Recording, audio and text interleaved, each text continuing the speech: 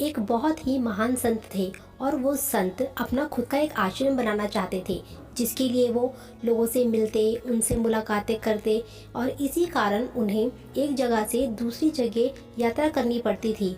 इसी यात्रा के दौरान उनकी एक बार एक साधारण सी कन्या से मुलाकात हुई। उस कन्या ने संत का बहुत ही आदर सत्कार किया और उनसे एक दिन अपनी कुटिया में रहने के लिए आग्रह किया। संत ने उसके आदर सत्कार के भाव से प्रसन्न होकर उसकी बात को स्वीकार कर लिया और वो एक दिन के लिए उसकी कुटिया में रुकने के लिए तैयार हो गए।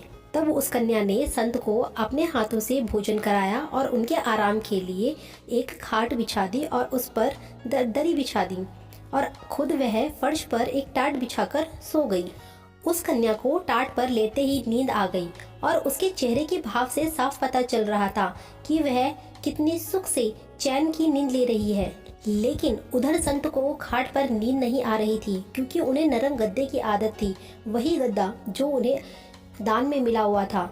और वो कन्या के बारे में सोच रहे थे कि कैसे ये कन्या इतनी कठोर जमीन पर चैन की नींद सो रही है। दूसरे दिन सवेरा होते ही संत ने उस कन्या से पूछा कि आखिर तुम कैसे इतनी कठोर जमीन पर चैन की नींद सो रही थी। तब उस लड़की ने प्रसन्नता पूर्वक कहा, हे गुरुदेव, मेरे लिए मेरी कुटिया एक महल के समान है, क्योंकि मुझे इसमें मेहनत की महक आती है। मुझे अगर दिन में एक समय भी भोजन मिल जाता है तो मैं खुद को भाग्यशाली मानती हूँ।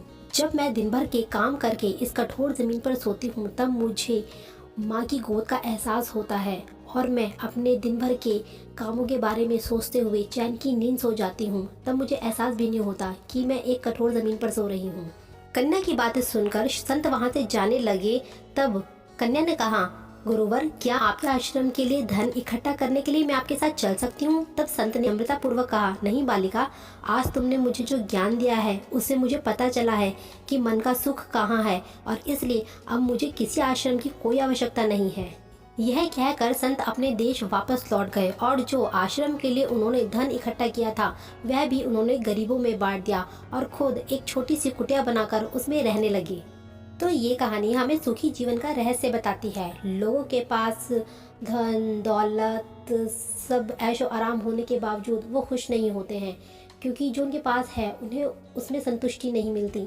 कहते हैं ना, जिन्हें दूसरों की थाली में घी ज़्यादा दिखता है वो खुद कभी चैन से नहीं रहते हैं। लोगों को हमेशा वो चाहिए होता है जो उनके पास नहीं होता, और अगर वो उन्हें मिल भी जाए तब उसके बाद उनकी नई इच्छाएं पैदा हो जाती है और पूरा जीवन इसी तरह असंतोष में बीत जाता है। इसीलिए कहते हैं कि अगर इंसान ने संतोष करना सीख लिया तभी उसका जीवन सुखी हो जाता है, क्योंकि अगर उसके पास संतोष का धन है तो उसे किसी और धन की आवश्यकता नहीं होगी। तो आपको ये कहानी पसंद आई हो तो लाइक कीजिए, शेयर कीजिए, सब्सक्राइब कीजिए। Thank you for watching the video.